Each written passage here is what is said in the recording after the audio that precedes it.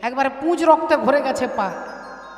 এখন রাজা ভাবলেন এই চরণের চরণামৃত তো আমি মুখে দিতে পারবো না, আমি রাজা কত ভালো মন্দ খাবার খাই, এই চরণের চরণামৃত দিতে পারবো না। বলেন আপনি এক কাজ করুন, এই চরণটা রেখে আপনার দ্বিতীয় চরণটা দেন। এখন অগস্ত্য ঋষি দ্বিতীয় চরণটা বাড়িয়ে দিয়েছে, দ্বিতীয় চরণ আরও বেশি গলে পচে গেছে। এখন সবই তো মায়া। আপনার কারোর শরীরে যদি মারাত্মক কোনো ব্যাধি থাকে, কোনো ডাক্তার কবিরাজের ওষুধে ভালো হচ্ছে না, শাস্ত্র তাকে বলছেন যে তিনি যদি প্রতিদিন কোনো ভক্তের কিংবা ভগবানের চরণামৃত পান করতে পারেন, চরণামৃত পান করার মন্ত্রটাই হচ্ছে অকাল মৃত্যু হরণং সর্ব ব্যাধি বিনাশনং বিষ্ণু পাদদকং পিত্বা শিরসাধারম্যহম। অকাল মৃত্যু রোধ করে, অকাল মৃত্যু হরণং সর্ব ব্যাধি বিনাশনং বিষ্ণু পাদদকং পিত্বা শিরসাধারম্যহম। তাহলে রাজা কি করে ভাববে দ্বিতীয় চরণটা আরো গলে পচে গেছে? রাজা ভাবছে ছি ছি ছি ছি ছি ছি, আরে এই চরণের চরণামৃত কি করে আমি মুখে দেব? তাহলে এক কাজ করি, একটা মাটির ভাণ্ড চরণের তলাতে রেখেছে, আর হাতে করে চরণে জল দিচ্ছে, আর হাতের জল টপ টপ করে ভাণ্ডের মধ্যে পড়ছে। আর যেই জল ঢালা শেষ হয়েছে অমনি চরণ থেকে একটা মাংসের টুকরো টপ করে ভাণ্ডের মধ্যে পড়ে গেছে, পচা মাংসের টুকরো পড়ে গেছে। রাজা ভাবলেন ছি ছি ছি ছি, কি করি? আচ্ছা এক কাজ করি, একটা শুকনো কাঠি দিয়ে মাংসটাকে তুলে ফেলে দেবো। আর কাঠি দিয়ে যেই মাংসটাকে ছুঁয়েছে অমনি সারা জলের মধ্যে গুলে গেছে, মাংসটা সারা জলে গুলে গেছে। রাজা ভাবলেন তাহলে এই ভাণ্ডটা আমি ঘরে নিয়ে যাই, একটুক্ষণ রেখে দিলে নোংরাটা জলের তলায় জমে যাবে, ওপরের জলটা পরিষ্কার হয়ে যাবে, আর পরিষ্কার জলটা মুখে দেব। এখন রাজা অনেক বুদ্ধি করে অনেক ভাবনা করে ভাণ্ডে সেই চরণামৃতটা রেখে দিয়ে রাজা স্নান করতে গেছে। রাজা কি করে বুঝবে আজকে 5 জন রানী তার ঘরে প্রবেশ করেছে? রাজার ঘরে প্রবেশ করে দেখছে সারা ঘরে চন্দনের গন্ধ, মিষ্টি একটা গন্ধ। রাজা রানীরা ভাবলো এত সুন্দর গন্ধ কোথা থেকে আসছে, খুঁজতে খুঁজতে দেখলেন তক্তার তলায় একটা মাটির ভাণ্ডে কি ঢাকা দেওয়া আছে। মেজ রানী বড় রানীকে এনে দেখাচ্ছে, দিদি এই দেখো। বড় রানী বলছে এটা মনে হচ্ছে বৈষ্ণবের চরণামৃত, রাজা আমাদেরকে দেবে না বলে লুকিয়ে রেখেছে। তাহলে আমরা তো রাজার অর্ধাঙ্গিনী, অর্ধেকটা আমরা পান করবো আর অর্ধেকটা রাজার জন্য রেখে দেব। এখন এই কথা বলতে বলতে জলের তলায় নোংরাটা জমে গেছে, ওপরের জলটা পরিষ্কার হয়ে গেছে। এখন ওপরের পরিষ্কার জল 5 জন রানী মিলে হাতে নিয়ে সেবা করেছে, আর রাজার জন্য পচা মাংসের টুকরোটা রেখে দিয়েছে। ওপরের জল নেই, পান করে নিয়েছে, চলে গেছে। আর রাজা এসে দেখছে ওপরের পরিষ্কার জলটা নেই, শুধু মাংসের টুকরো তলানিতে পড়ে আছে। এবার রাজা যখন চিৎকার করছে, 5 জন রানী এসে বললেন মহারাজ এত তো চেঁচানোর কোনো দরকার নেই, আপনার জন্য তো রেখে দিয়েছি, আমরা আপনার অর্ধাঙ্গিনী, 50% পাওয়ার অধিকার আমাদের আছে। সরকারি কোনো কর্মচারী যদি মাস্টার মশাই যদি কোনো সরকারি কর্মচারী হন, মাস্টার মশাই স্বামী পেনশন পায় 20,000 টাকা, স্বামী যখনই চলে যাবে তখন স্ত্রী পেনশন পাবে 10,000 টাকা। তাহলে সরকার যদি 50% দেয়, তাহলে অর্ধেক চরণামৃত পাওয়ার অধিকার তো আমাদের আছে, আপনি বাকিটা পান করুন। এখন এরা পাচ্ছে মিষ্টি গন্ধ, রাজা পাচ্ছে দুর্গন্ধ। কেন? বলে যার যেমন ভাব তার তেমন লাভ। এখন সেই পচা দুর্গন্ধযুক্ত চরণামৃত হাতে নিয়ে রাজা মুখের কাছে হাতটা এনেছে, অমনি দেখছে পচা গন্ধ। ইস ছি ছি ছি, এবার কি করব? ফেলতেও পারছে না আর মুখেও দিতে পারছে না, না ফেলতে পারছে না মুখে দিতে পারছে। এই কি করি ভাবতে ভাবতে হাতটা মাথার উপরে মুছে দিয়েছে। রাধে রাধে। হাতটা যেই মাথায় মুছে দিয়েছেন অমনি ওপর থেকে দৈববাণী করে বলছেন, ওরে মূর্খ, ওরে অজ্ঞানী, ওরে নীচ, ওরে পশু, আমার ভক্তের চরণামৃত তুই বিষ জ্ঞানে তোর মুখে দিলি না। আমি তোকে অভিশাপ দিচ্ছি, তোর মুখে থাকবে তীব্র বিষ। আর আমার ভক্তের চরণামৃত মাথায় রেখেছিস বলে ভক্তের চরণামৃতের কত মর্যাদা আমি দেখাবো, একদিন তোর ওই মস্তকে আমি দাঁড়াবো। রাধে রাধে। যে চরণামৃত মাথায় রেখেছিস সেই মাথার ওপরে আমি একদিন আমার চরণ তুই পাবি। সমস্ত ঘটনা খুলে বললেন ভগবান কালীয় নাগের পত্নীগণকে। পত্নীগণের প্রশ্ন ছিল, যোগী যারে যোগে পায় না, ঋষি যারে ধ্যানে পায় না, সেই চরণ আমাদের স্বামী মাথায় পেল কি করে? সমস্ত ঘটনা খুলে বললেন। এতক্ষণ পরে কালীয় নাগ চিনতে পারলেন আমার মাথার ওপরে যিনি দাঁড়িয়ে আছেন তিনি পরমারাধ্য ভগবান শ্রীহরি। হরি হরি বল। চরণ ধরিতে দিও গো আমারে, নিও না নিও না সরায়, জীবন মরণ সুখ দুঃখ দিয়ে বক্ষে ধরিব জনায়ে, চরণ ধরিতে স্খলিত শিথিল কামনার ভাব, বহিয়া বহিয়া ফিরি গতয়া, নিজ হাতে তুমি গেথে নিও, দিও না আমারে ছড়ায়ে, চরণ ধরি।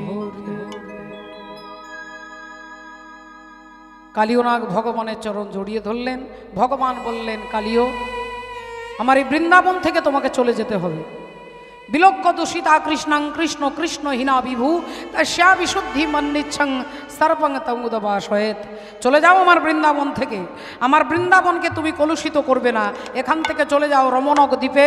কালীয় নাগ বলছে, প্রভু আমি চলে যাব, তবে যাবার আগে তোমার ভক্তদের একটা পুরস্কার দিয়ে যাব, যারা এত রাত্রিবেলায় এত কষ্ট করে হরিব রাত্রি জেগে ভগবানের কথা তোমার এই কালীয় দমন লীলা শুনেছেন। কালীয় নাগ বলছেন তাদের আমি একটা পুরস্কার দিয়ে যাই। যারা এই কালীয় দমন লীলা যিনি মন দিয়ে শুনেছেন, আমি কালীয় নাগ সর্প জাতি থেকে কথা দিচ্ছি তার কোনোদিন সাপের ছোবলে মৃত্যু হবে না। যিনি কালীয় দমন লীলা শোনেন বাবা, তার কখনো সর্পদংশনে মৃত্যু হয় না। আমি বলছি না, আমার বানানো কথা নয়, ব্রহ্ম বৈবর্ত পুরাণ বলছে যে তার কখনো সর্পদংশনে মৃত্যু হয় না। এবার আপনারা মায়েরা বলবেন, তুমি আগে বললে অর্ধেকটা ঘুমিয়েছি অর্ধেকটা শুনেছি, আগে বললে ভালো করে পুরোটা শুনতাম। যারা অর্ধেক ঘুমিয়েছেন তারা হয়তো বাড়িতে যেতে যেতে দেখবেন রাস্তায় দাঁড়িয়ে আছে। হরি হরি রাধে রাধে। মা গো ও মা, যিনি কালীয় দমন লীলা ব্রহ্মবৈবর্ত পুরাণে যদি কেউ কালীয় দমন লীলাটা যদি কেউ পাঠ করে, তার কখনো সর্পদংশনে মৃত্যু হয় না। এই পুরস্কার দিয়ে কালীয় নাগ চলে গেলেন রমণক দ্বীপে, আর ভগবান জলের ওপরে ভেসে উঠলেন। আর যেই জলের ওপরে ভেসে উঠেছেন অমনি মা যশোদা দেখছেন প্রাণের গোপাল ফিরে এসেছে, ছুটে গিয়ে গোপালকে জড়িয়ে ধরেছে। মা ভগবানকে বুকের মধ্যে তুলে নিয়েছে, সুন্দর করে স্নান করিয়ে পঞ্চগব্য পঞ্চামৃত দিয়ে স্নান করিয়ে ভগবানকে মা যশোদা স্তনপান করাচ্ছেন। আজকে মায়ের কোলে ভগবানকে রেখে আগামীকাল সকাল 11টার সময় আবার আপনাদের চরণ প্রান্তে আমি এসে দাঁড়াবো, আবার আপনাদের চরণ দর্শন হবে। আজকের মতো একবার হাত তুলে সবাই মিলে বলবো, হরে কৃষ্ণ হরে কৃষ্ণ কৃষ্ণ কৃষ্ণ হরে হরে হরে রাম হরে রাম রাম রাম হরে হরে।